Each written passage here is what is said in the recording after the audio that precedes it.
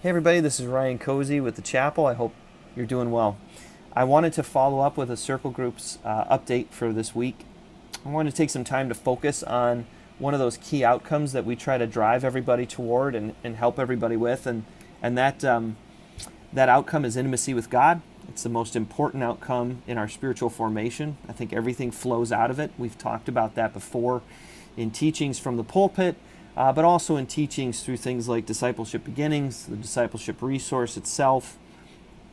This is an important part of our spiritual formation.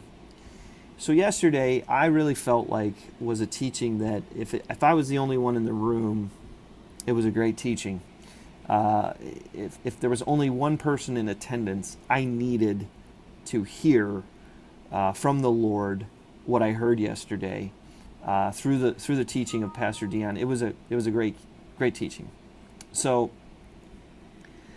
Pastor Deone focused on three specific things that help us deal with wrong premises.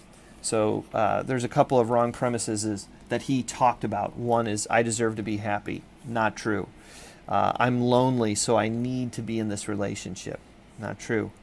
Number 3, you complete me. No, not true. Number 4, adding you will fix things. Not true.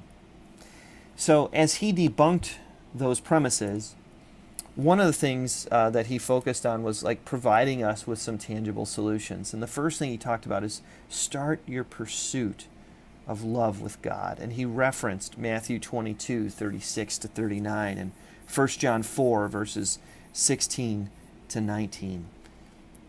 Do you start your pursuit of love with God?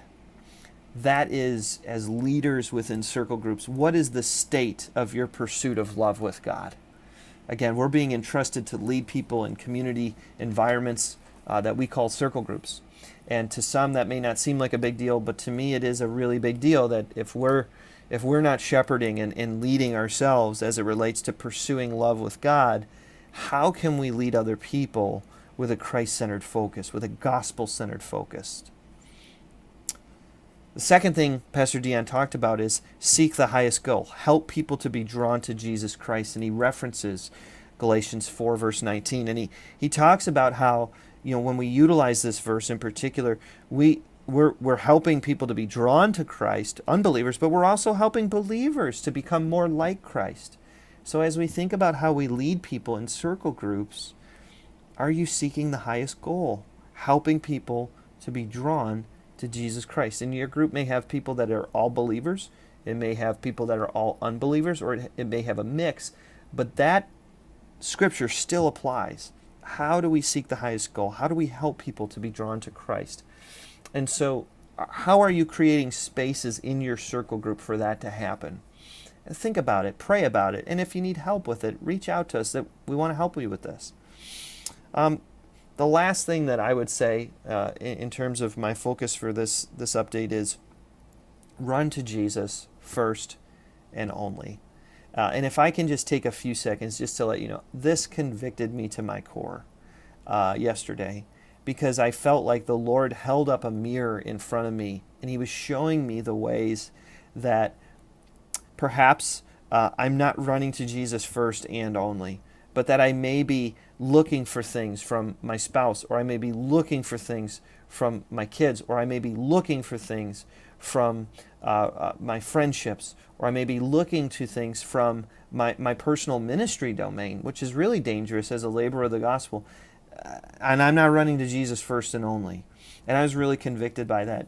He references yesterday, Pastor Deone did, John 7, verses 37 to 39. I'd like to read this to you. On the last day of the feast, the great day, Jesus stood up and cried out, "If anyone thirsts, let him come to me and drink. Whoever believes in me, as the scripture has said, out of his heart will flow rivers of living water." Now this he said about the Spirit, whom those who believed in him were to receive, for as yet the Spirit had not been given because Jesus was not yet glorified. And Pastor Deone said, we need to point people to the only one who offers that satisfying water, and that's Jesus.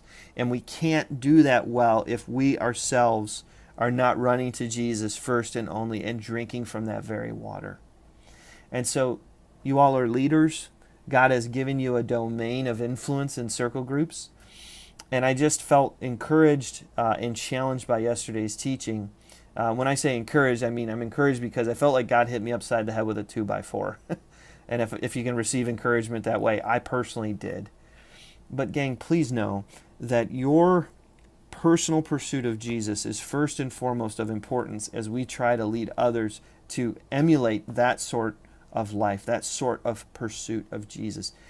It is almost a rabbinical model. It's an apprentice model where I am showing you what this looks like, and I am compelling you to consider this. And in essence, that's that discipleship model that we're trying to create in the lives of people, and circle groups is a place where that can happen. God bless you, gang. I pray that this helps you. If there's any questions or ways that I can help you further, please email me, rkozey@thechapel.com, or call me at 631-2636, extension 227. God bless you, gang. Have a wonderful day today.